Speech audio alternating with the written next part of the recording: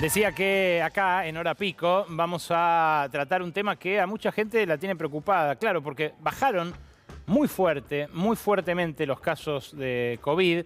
Bajó, de hecho, la cantidad de internados. Ya está francamente por debajo de las 1000 personas en terapia intensiva en todo el país.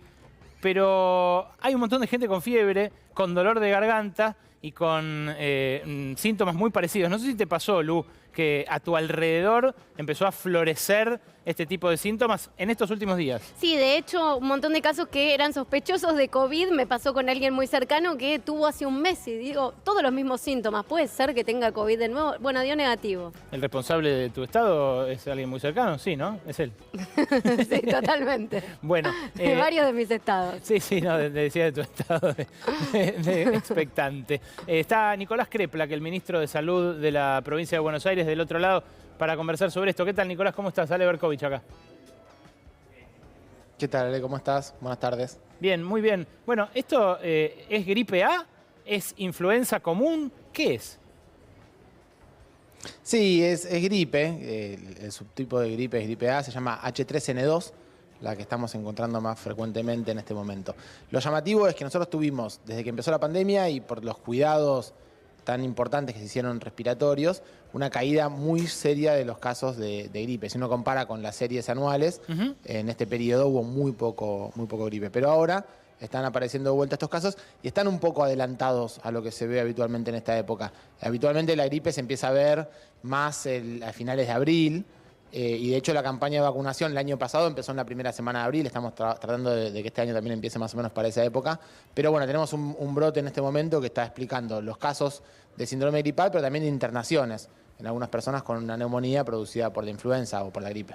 El peligro de este tipo de complicaciones es algo que se limita a las franjas etarias de adultos mayores y de bebés o niños, o también puede pasar como con el COVID, que se le complica a cualquiera. Bueno, el grupo de riesgo de la gripe son los que se vacunan y es importante que estemos todos atentos porque, insisto, en poquitas semanas va a empezar la campaña de vacunación. Además de los trabajadores de la salud, las personas embarazadas, los mayores de 60 años y los menores, los que tienen enfermedades crónicas, respiratorias, pulmonares, inmunológicas, oncológicas, y los menores de 2 años. Todos ellos se vacunan. Así que son los que tienen se vacunan porque tienen más riesgo. De hecho, la vacuna es muy parecida al COVID. Es una vacuna que no reduce o no evita la posibilidad de contagiarse, pero lo que evita mucho es la gravedad de los casos. Está pasando mucho en las escuelas esto, ministro, y la verdad que ahí no hay una información demasiado fluida para los padres de qué hacer, como pasaba con el COVID, que había protocolos muy estrictos, muy precisos. ¿Qué hacer ante el síntoma? Decirle por favor a la gente que nos está mirando.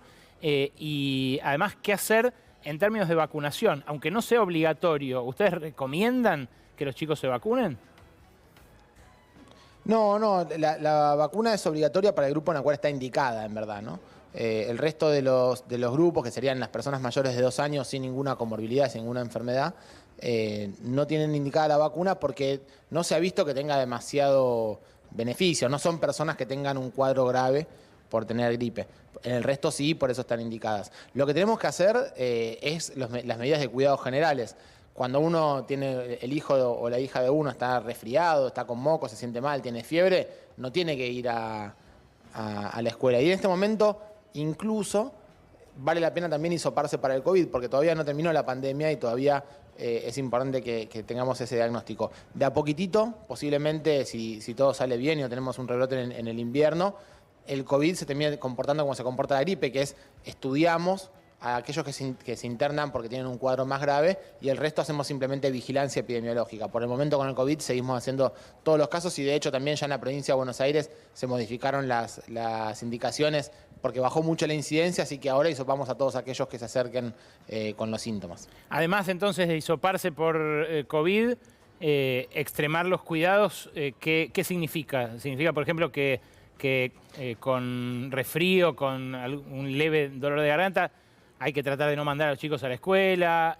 Si a un compañerito o a una compañerita le surge ese tipo de sintomatología, también hay que evitar ir. ¿Cómo es bien?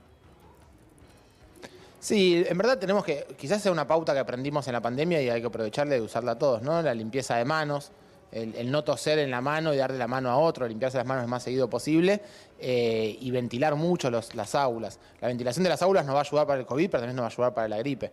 Así que ser cuidadosos con todas las medidas generales y sobre todo cualquier padre o madre que tenga un chico o una chica que tenga síntomas de estar enfermo, en la medida de lo posible, la verdad que hay que quedarse en casa. Y esto quizás sea algo que tenemos que hacer para siempre, porque ir a trabajar, para los adultos también, ir a trabajar estando enfermo, bueno, no deberíamos hacerlo y ponemos en riesgo al resto. Así que tanto los niños como los demás, si vemos que están enfermos, mejor no llevarlos para no contagiar a los demás. Nicolás, está ocurriendo en China que provincias enteras como Shenzhen vuelven a estar en cuarentena.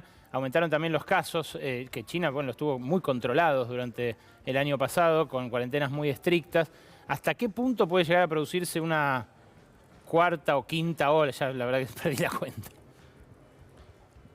No, lo que sucede en China es que ellos han tenido una política de supresión de la pandemia que ha tenido un resultado impactante. Han logrado tener números tremendamente bajos, pasar mucho tiempo sin casos, con muy pocos fallecidos. Si uno los compara con el resto del mundo, realmente tiene una estrategia muy dura, muy fuerte, pero con resultados muy potentes. Y hoy la verdad que los casos que producen un cierre de ciudades muy significativo en China siguen siendo pocos casos para los que vemos en los países occidentales, incluso en Argentina también. Así que lo de China me parece que es un fenómeno bastante particular por cómo se comportan ellos. Lo que sí estamos viendo, y hay que ser cuidadoso, es que hay un pequeño aumento de casos en algunos lugares del mundo, especialmente estamos viéndolo en Europa, así que tenemos que seguir mirando. Por el momento acá seguimos con temporada de calor, y si bien empezaron las clases y tenemos muchas medidas de cuidado en las aulas, no hay todavía un rebote de casos en nuestro territorio, pero hay que seguir mirándolo muy de cerca porque ahora viene el mes de abril, empiezan las temporadas de más contagio de enfermedades respiratorias y hay que ver si esto puede generar o no un rebrote. Por el momento no tenemos los resultados ahora de eso, vamos a seguir mirándolo y si llegamos a pasar todo el mes de abril o de mayo sin tener un aumento de los casos de COVID, ahí podemos discutir si ya estamos en otro momento, pero por ahora hay que seguir cuidándonos. Nicolás, gracias por este rato, ¿eh? Hasta luego, un abrazo. Bueno, por favor, gracias a ustedes, hasta luego. Es un tema de preocupación, por supuesto, porque claro, parecía que la pandemia daba lugar a la guerra, que una cosa sucedía a la otra, pero tranquilamente pueden sumarse ambas.